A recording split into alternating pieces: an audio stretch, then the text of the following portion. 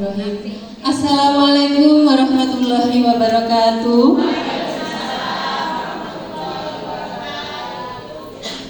Yang terhormat Ibu Ketua Dharma Wanita Cabang Dinas Pendidikan Wilayah Bondowoso beserta Ibu Sekretaris, Ibu Bendahara serta Ibu Tuan Rumah. Apa kabar ibu-ibu semuanya? Baik, alhamdulillah, luar biasa, Allahu Akbar. Yes, seperti siswa TK gitu, ibu-ibu. Alhamdulillah, kita panjatkan puji syukur kehadirat Allah Subhanahu wa taala, Tuhan yang Maha Esa. Kita di siang hari ini dapat berkumpul di sini di tempat insya Allah yang akan membawakan manfaat untuk kita semua dalam keadaan sehat walafiat. Ibu-ibu, terkadang sering kita lupa dengan detail kecil, kejadian yang menginspirasi, kejadian yang penuh dengan makna, dan kejadian yang penuh dengan kesan. Namun dengan menulis kita bisa mengawetkan perasaan kita, pengalaman kita, bahkan pengalaman hidup kita. Dengan tulisan akan menjadi jejak yang tak hilang. Bahkan ketika ingatan kita mulai pudar, tulisan kita akan tetap ada. Menulis juga menghubungkan kita dengan semua orang, bahkan dengan orang yang tidak kita kenal. Kita bisa menyampaikan ide, bahkan dengan orang yang saat kita sudah tiada nanti, kita bisa berbicara dengan orang lain tanpa kata-kata, tanpa panggung, namun kita bisa menyampaikan sebuah makna. Ibu-ibu, saat program Pojok Baca ini adalah pengembangan Pojok Baca Jannah dan programnya berisi tentang menulis. Banyak yang ibu-ibu bilang, seperti itu. Menulis jangan enggak semua orang bisa menulis, kita enggak mau. Bahkan ada guru yang bilang, bukan guru sini, lebih baik ditembak daripada disuruh menulis. Masya Allah, berarti menulis ini adalah momok. Namun jangan khawatir ibu-ibu, hari ini kita akan belajar bersama merangkai cerita. Kita akan diajak narasumber kita ini menjadikan menulis itu mudah, menulis itu senikmat minum kopi, bahkan menulis itu adalah menyenangkan. Beliau adalah guru produktif di SMK Negeri 3 Bondowoso. Beliau pengurus IPP Jawa Timur, Ikatan Penulis. Beliau juga, silakan teman-teman ibu-ibu semuanya. Beliau juga menulis buku, sudah 3 buku solo yang beliau hasilkan. Tepuk tangan lagi, luar biasa. Beliau juga menulis di puluhan buku antologi. Menjadi kontributor tetap untuk artikel dan karya fotografi di majalah Literasi Indonesia. Mendapat penghargaan sebagai penggiat literasi nasional dari Media Guru Indonesia di Jakarta tahun 2023. Tepuk tangan buat narasumber kita adalah Ibu Juni Damajanti Oni Pambagio. Dipersilahkan Ibu Oni. Kita sambut dengan tepuk tangan meriah ibu-ibu. Harusnya ada musiknya nih. Silakan Ibu Oni. Assalamualaikum warahmatullahi wabarakatuh. Saya ucapkan terima kasih kepada Ibu Ketua Dharma Wanita Persatuan Cabang Dinas Pendidikan Wilayah Bondowoso, Ibu Siti Nurjana Sofia GSE. Saya ucapkan terima kasih kepada pengurus Dharma Wanita Cabang Dinas Pendidikan Wilayah Bondowoso. Saya ucapkan terima kasih pula kepada Ibu Ketua Dharma Wanita SMA Negeri Tamanan, Ibu Yudi Junior, beserta Bapak Penasehat DWP SMA Negeri Tamanan, dan ibu-ibu pengurus DWP SMA Negeri Tamanan. Dan Tak lupa saya ucapkan terima kasih pula kepada Ibu Pengurus dan Ketua DWP lembaga di DWP Cabang Dinas Pendidikan Wilayah Bondowoso, baik itu Bondo maupun Bondowoso. Saya sebut sebanyak seperti ini karena kebetulan saya pengurus di DWP Cabang Dinas Pendidikan Wilayah Bondowoso.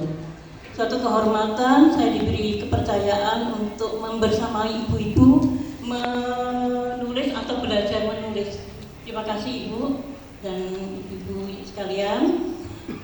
Ibu-ibu, saya ingin tanya, menulis adalah hal yang menakutkan atau menyenangkan? Bisa menakutkan, bisa menyenangkan. Baik, saya beri contoh untuk saya sendiri.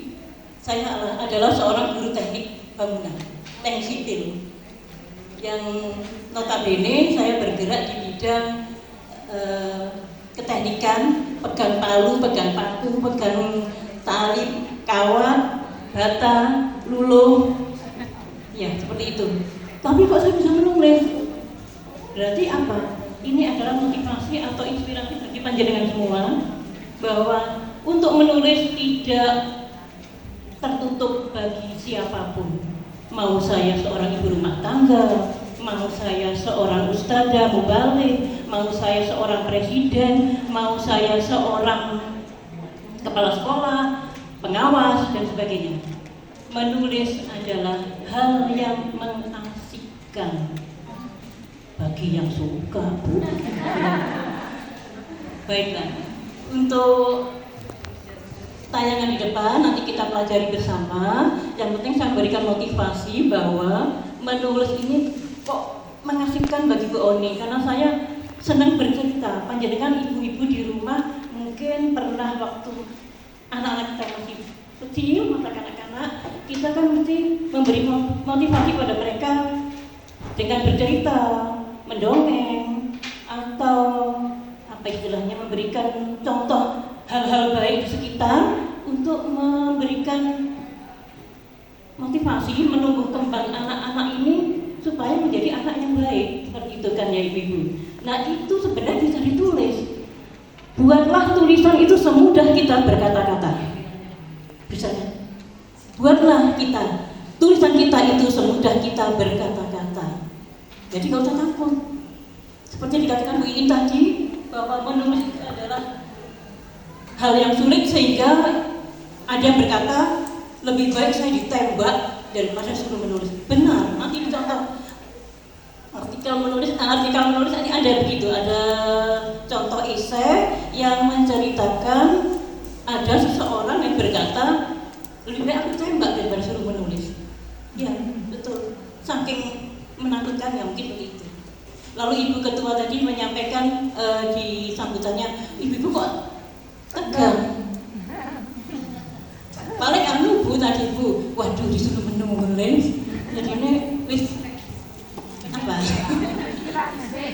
Wis bete.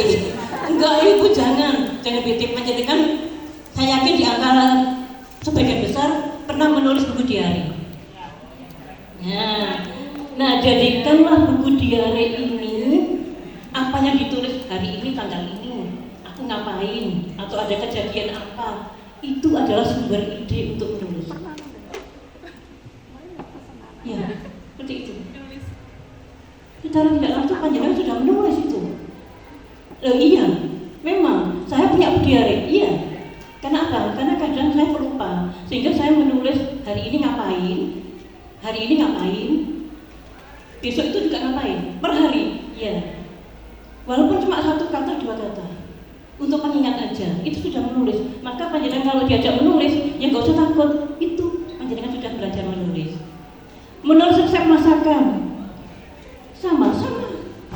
Karena buku bukan hanya buku cerita, bukan hanya buku jurnal, bukan hanya majalah, tapi kan ada juga buku resep masakan. Inggih boten? Nah, berarti untuk buku resep masakan kan berarti ada penulisnya. Betul kan? Ya. Jadi yang saya sampaikan ini adalah penyemangat bagi panjenengan semua. Buatlah menulis ini bukan momok. Dengan ajakan bidang pendidikan DWP Tertindik Wilayah Bondowoso adalah hal yang positif, mari kita laksanakan. Yang belum bisa yuk belajar, sehingga dari yang hadir mungkin ini ada, misalkan ada 55 atau 60, maka karya antologi nanti ada 60 penulis di buku antologi DWP Cabang Dinas Pendidikan Wilayah Bondowoso. Wow, ya, jangan khawatir yang belum bisa belajar, ayo nanti ada editornya. Berarti ada yang memperbaiki, iya. Jadi editor ini bekerja untuk memperbaiki karya tulisan panjenengan, iya. Tetapi sebelum kami edit, panjenengan bisa self editing atau swashooting atau ngedit sendiri dulu. Seperti itu. Terima kasih. Sekarang kita simak dulu apa yang sudah kami buat untuk tayangan materinya. Menulis esai kolom atau tulisan populer ini adalah yang ringan. Jadi kenapa kami pilih esai? Karena dengan esai ini lebih ringan, semudah panjenengan berkata-kata, sehingga apa yang ada di hati, apa yang ada di pikiran, aku tulis.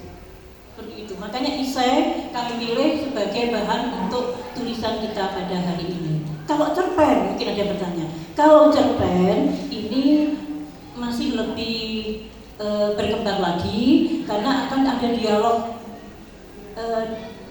dua komunikasi, dua orang atau lebih. Tapi kalau di esai cukup komunikasi satu arah, aku, saya, hanya itu. Lanjut.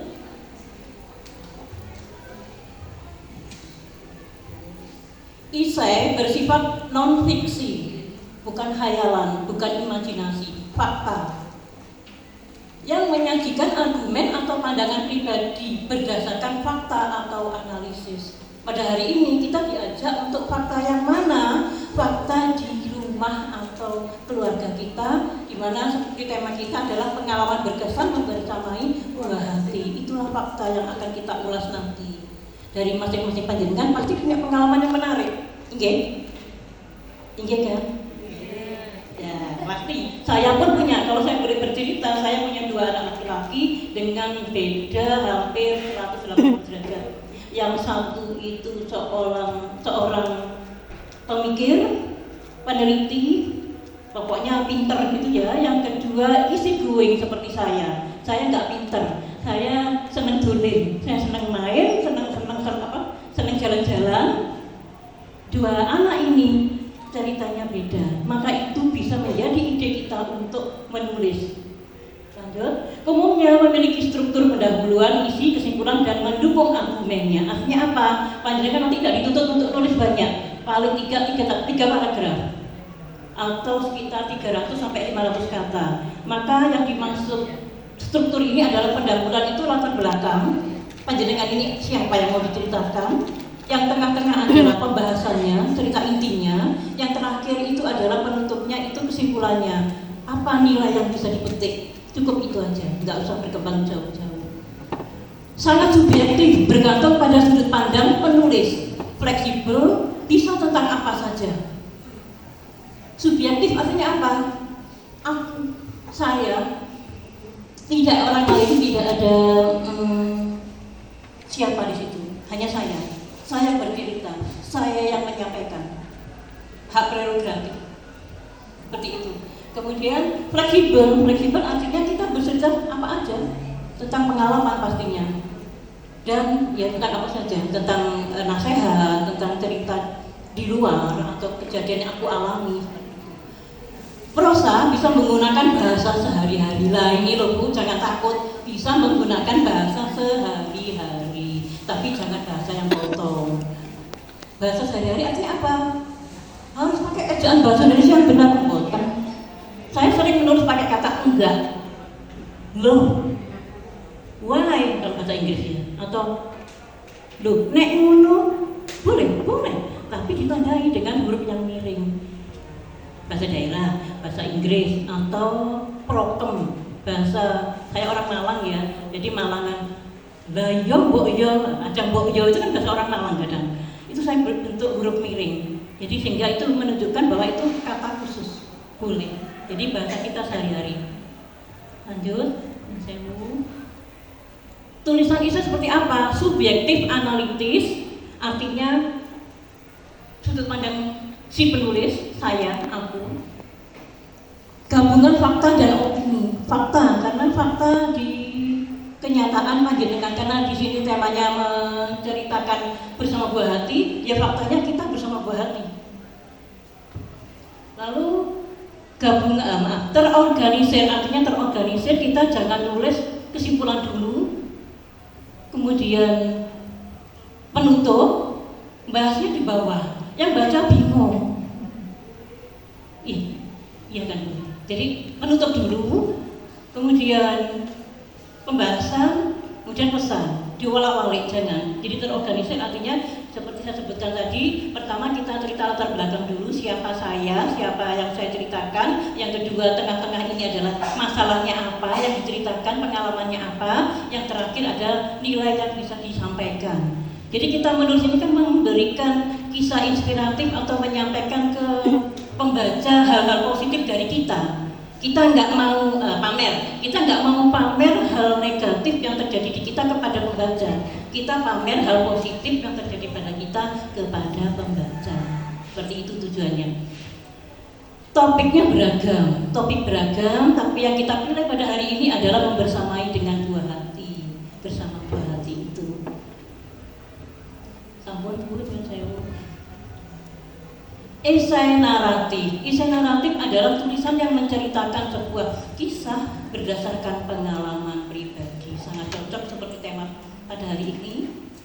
Ciri-cirinya sudut pandang orang pertama, saya, aku. 2, fokus pengalaman pribadi. Yes, panjenengan diminta pengalaman panjenengan sendiri. 3, struktur penceritaannya jelas. Artinya ada pembuka, pembahasan dan penutup. 4, bahasa deskriptif. Apa itu bahasa deskriptif? Bahasa menceritakan, mendongeng, menyampaikan. Seperti panjenengan kalau lagi ngerumpi, lagi kumpul ibu-ibu, Bu Sofyan, tadi di sana ada kejadian begini. Ya, seperti itu, sama. Seperti itu, jadi deskriptif. Jadi menggambarkan. Kita nggak perlu mumet-mumet. Tata bahasanya ya apa? Ini terus tokoh piye, nggak usah. Ya seperti bercerita itu tadi, berkata-kata. Selanjutnya memiliki tujuan. Tujuannya adalah memberikan inspirasi kepada pembaca, berdasarkan pengalaman kita. 6, menggunakan bahasa sehari-hari. Lanjut. Bagaimana menulis esai naratif? 1, tema. 2, sinopsisnya. 3, pesan utamanya. 4, judul. Terakhir, swasunting. Yang pertama, tema. Temanya apa panjenengan? Sudah ditentukan oleh bidang pendidikan, yaitu membersamai buah hati, pengalaman membersamai buah hati temanya. Sinopsisnya nanti panjenengan mau cerita tentang apa? Kebandelan anak keduaku, kejeniusan anak pertamaku. Cerita sedikit, jadi cuma rangkuman sedikit saja. Ada 1 paragraf atau 2 paragraf di situ, 1 aja cukup. Kemudian pesan utamanya apa? Kalau saya kemarin menuliskan yang bisa beri contoh adalah seorang ibu tidak boleh lelah untuk memotivasi anak.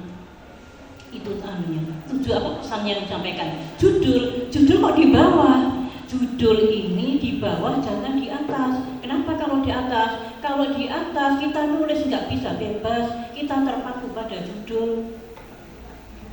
Judul munculnya di belakang. Apa yang cocok? Kita sudah bercerita panjang lebar. Judulnya sih cocok apa ya? Baru seperti itu. Jadi tidak judul dulu, terus kita biasanya begitu ya, dulu mengarang di kelas 1 di SMP mungkin saya, judul dulu, baru kita bikin cerita. Nah, karena sudah terpaku pada judul, akhirnya kita nggak bebas bergerak. Terakhir adalah swasunting. Apa swasunting? Edit panjenengan setelah nulis panjang, ada 1 lembar atau 2 lembar, dipersani lagi. betulkah tanda baca, sudah betulkah kata-katanya yang saya gunakan, apakah ada yang mengandung sara ataukah pornografi dan sebagainya, seperti itu. Walaupun kita bukan guru bahasa Indonesia ya, kalau yang ada guru bahasa Indonesia enak malah. Saya pun bukan guru bahasa Indonesia, tapi modal saya itu adalah membaca, sering membaca, sehingga rasa tulisan itu sudah ada di hati. Jika kalau saya nulis, saya selesai, saya baca ulang. Loh, kok kita ulang mana ya? Saya dan Joni pergi ke suatu tempat mengendarai sepeda motor sebagai awal pendekatanku kepada si dia. Titik. Kalau kedua, saya dan Joni kan diulang 2 kali. Itu tidak efektif. Jangan diulangi lagi. Pakai apa? Kamu, aku dan dia. Pembaca sudah tahu. Aku dan dia yang dimaksud siapa? Ya Yuni dengan Joni tadi. Seperti itu. Jadi setelah sunting itu adalah mengedit atau mengecek tulisan panjenengan sendiri. Menurut panjang sudah pantas, baru bisa dianggap selesai. Sudah Bu, lanjut. Nah ini contoh, ini dari tulisan seorang suhu. Apa kalau saya bilang suhu ya, suhu menulis. Ini memang mentor saya, Bapak Eko Prasetyo. Beliau adalah pemimpin redaksi Media Guru. Tulisan ini bisa dibaca, nanti akan saya share materinya ya. Jadi ini di intinya seperti yang disampaikan Bu Iin tadi, saya lebih memilih cetak daripada suruh nulis di sana di paragraf terakhir. Lanjut Ibu yang saya dulu. Nah di sana itulah kekuatan tulisan saya yang 3 gelombang gerakan literasi menulis begitu deras, masih ada yang menganggap menulis itu momok. Saya kira inilah yang sangat mungkin terjadi apabila menulis itu hanya dipahami sebatas menulis ilmiah belaka, padahal tidak. Alhasil, saking enggannya bersentuhan dengan kegiatan tersebut, ada guru yang berseloroh, lebih baik aku ditembak kepalaku daripada aku suruh menulis. Seperti itu, saking momoknya. Contoh kedua, Ibu. Contoh kedua adalah tulisan saya sendiri yang betul-betul pengalaman bersama Ibu Hati seperti tema yang dipilih pada hari ini, yaitu dengan judul Tak Lelah Mencoba. Di sana intinya saya mengajak anak saya untuk gemar membaca. Tetapi karena anak saya ini motoriknya itu lebih dominan, dia tidak seperti kakaknya yang suka membaca, saya harus punya trik. Saya punya trik menjadikan dia memberikan es krim. Seperti itu cerita saya. Akhirnya dengan iming-iming es krim, anak saya mau duduk manis mendengarkan saya bercerita. Loh kok bercerita bukan membaca? Untuk membaca nggak mungkin, sangat tidak mungkin. Karena apa? Pengalaman saya berikan buku, berikan buku kisah Nabi, saya berikan cerita apalagi itu, pengalaman 4 sekawan. Kemudian kalau waktu itu susunya kan Denko ya, jadi ada hadiah buku-buku bacaan. Itu saya tumpuk, saya ajak baca, nggak mau tetap. Akhirnya trik saya iming-imingi beli es krim. Adik kalau mau duduk mendengarkan, bukan membaca ya Ibu, mendengarkan akan mama belikan es krim, baru mau. Memang seperti itu. Kenapa? Kok membaca tapi kok mendengarkan? Menurut saya sebelum dia membaca, dia malah tidak mendengarkan dulu. Dengan mendengarkan dia tertarik, dia akan bertanya-tanya. Ini lumayan sudah masuk kan ya. Dengan harapan itulah saya beranggapan nanti anak saya akan suka membaca kalau sudah tertarik. Nah cerita menariknya di sana apa? Twistnya, twist itu kejutannya di saat lembar ke-7 akannya